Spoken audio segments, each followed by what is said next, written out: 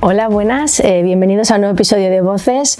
Hoy tenemos la suerte, por fin, de contar con Juli de La Paz, que es director de Negocio, Comercio Exterior y Tesorería. Juli, muchas gracias por venir. Muchas gracias a vosotros, Mónica, un placer. Queríamos empezar a ver si nos podías contar un poco cómo ha sido tu trayectoria dentro de CaixaBank. Bueno, pues ya hace un tiempo, ¿no?, que entré en la Caixa, en la red comercial, y bueno, pues aprendiendo el oficio, asesorando clientes, ¿no?, y luego fui asumiendo diferentes responsabilidades en la dirección de oficinas, en la dirección de área de negocio, la dirección de centros de empresa, y ya finalmente hace unos 6 años asumí la responsabilidad de dirigir el negocio de comercio exterior y tesorería para banca de empresas. Empezaremos con una pregunta que es fundamental, ¿no? ¿Por qué es importante que las empresas y las economías se internacionalicen? Estamos en un mundo altamente globalizado, ¿no? Las economías están plenamente interconectadas y en ese mundo la capacidad de crecer de una empresa o de una economía genera más valor y genera más empleo. Por lo tanto, es una palanca fundamental de crecimiento económico, de generación de empleo, de generación de riqueza, en definitiva, ¿no? Creo que es muy importante entender que a través de esa internacionalización las empresas son más resilientes, ¿no? Pueden acometer mejor dificultades que tengan en sus mercados domésticos, pueden llegar a nuevos clientes, a nuevos mercados. Por lo tanto, es una actividad muy positiva la de internacionalizarse para una empresa y para una economía. A nivel de innovación y productividad, ¿qué relación tienen estos dos ítems con el comercio internacional? Cuando una empresa decide abrirse al exterior, normalmente siempre va a ir acompañado de mejoras en productividad. Al final, por simple hecho de las economías de escala, de incrementar su producción para dirigirse a nuevos mercados, va a mejorar esa productividad.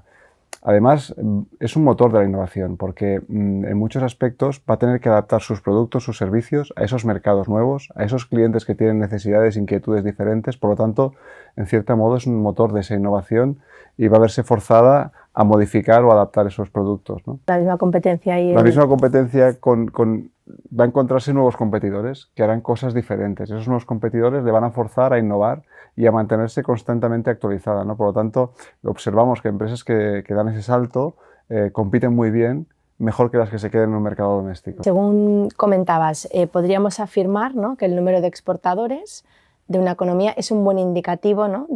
Es un termómetro, es un buen termómetro para saber cómo está esta economía. Sí, claramente sí, porque esas empresas exportadoras, como decía, tienen ese motor de innovación y ese motor de exportación que genera riqueza. Por lo tanto, si podemos medir no solo las exportaciones en términos nominales, que es una cifra muy habitual, que es el volumen de exportación anual de una economía, sino el número de exportadores, es un muy buen indicador de cómo de innovadora es esa economía, ¿no? En este caso, en España tenemos la suerte de contar con una base de exportadores creciente en los últimos años. ¿Y cuál dirías que es el motivo de este incremento de empresas que exportan? Realmente es multifactorial. Las empresas españolas han visto que el crecimiento exterior les proporcionaba una fuente de ingresos, una fuente de beneficios extra y además se han dado cuenta de las oportunidades que había fuera en el mercado, ¿no? Estamos hablando de que hay más de 44.000 exportadores a cierre del 2023.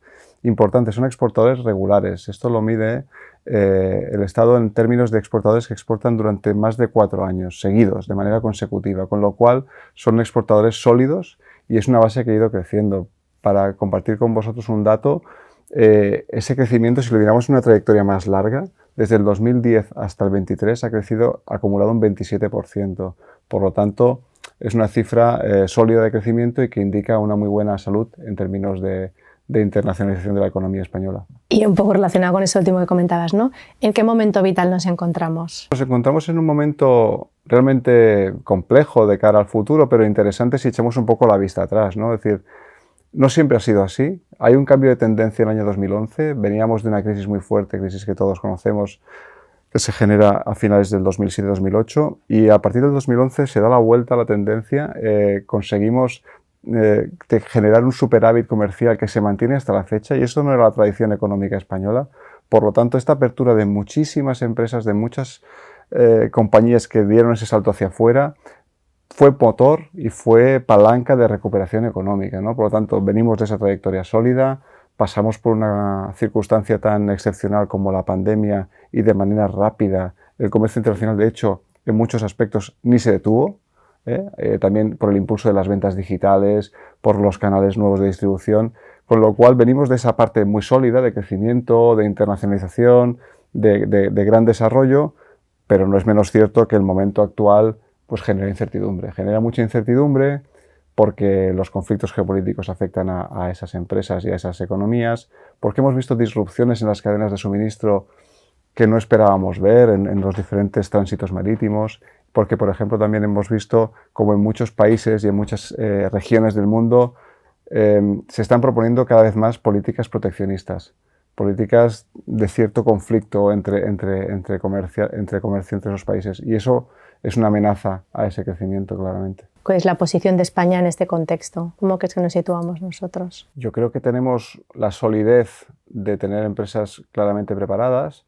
Tenemos algunos déficits que hay que seguir corrigiendo en términos de formación, en términos de mejorar el apoyo y la financiación. También creo que hay que hacer más difusión. Hay todavía capacidad de mejora en el conocimiento de las empresas para que sepan todos los instrumentos que tienen de apoyo público y privado, de instituciones financieras y del Estado que les pueden apoyar de manera clara en superar esas barreras a la internacionalización. Yo creo que podemos hacer más cosas también en términos de formación, de difusión, de apoyo.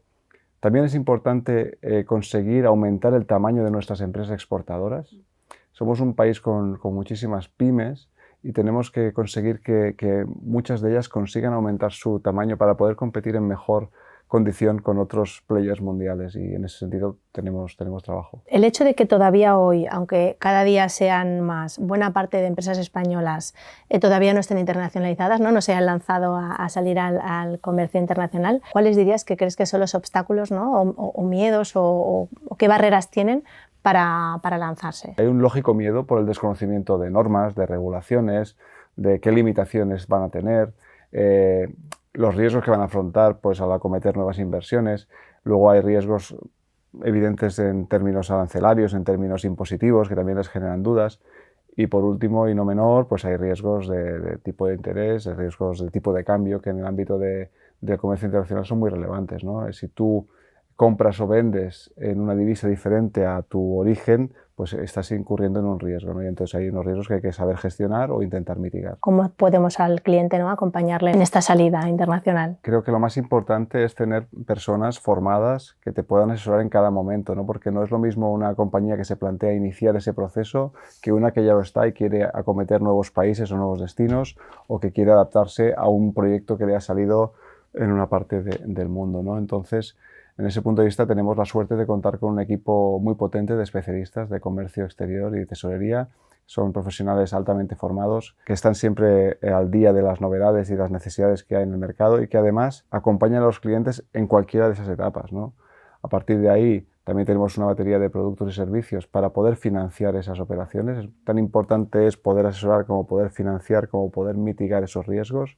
Y esas tres patas, ¿no? Asesoramiento, financiación y reducción o mitigación de esos riesgos, las podemos cubrir con estos profesionales, ¿no?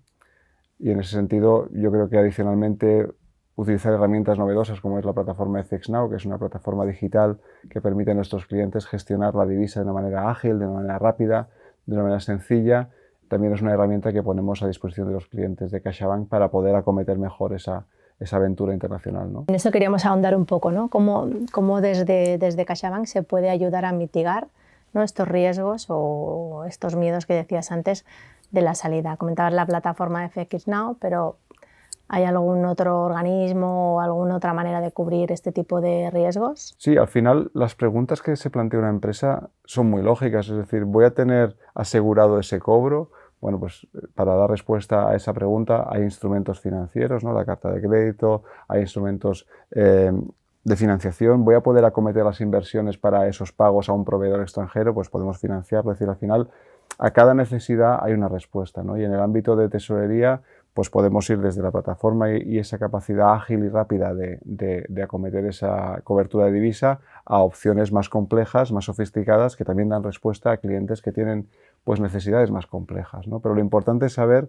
que tenemos respuestas y que tenemos capacidad de cubrir esas necesidades. ¿Qué papel juegan las entidades bancarias en toda la parte de comercio internacional como agente, ¿no? de la economía? En el comercio internacional lo que pasa es que dos empresas que no se conocen de nada tienen que confiar una en la otra, y eso no es siempre fácil, ¿no? O que dos países que habitualmente hasta ese momento no estaban habituados a transaccionar, de repente tienen que hacerlo, y para eso necesitan canales seguros, canales homologables, que sigan unas reglas de juego predeterminadas y correctas, y en ese sentido las entidades financieras tenemos esos canales, ¿no? Tenemos las capacidades para llegar y contactar entre esas empresas para dar seguridad a las dos partes de la ecuación, para asegurar cobros y pagos, para financiar, y en ese sentido es un papel muy importante. Muchísimas gracias por haber venido a Voces y gracias por darnos también visión de un segmento que es especializado y que es importante contar con el expertise de gente que lleva pues, muchos años, ¿no?, en el desarrollo y el trabajo, ¿no?, de toda la parte de comercio internacional. Así que gracias, Julie. Muchas gracias a vosotros por el interés. Gracias.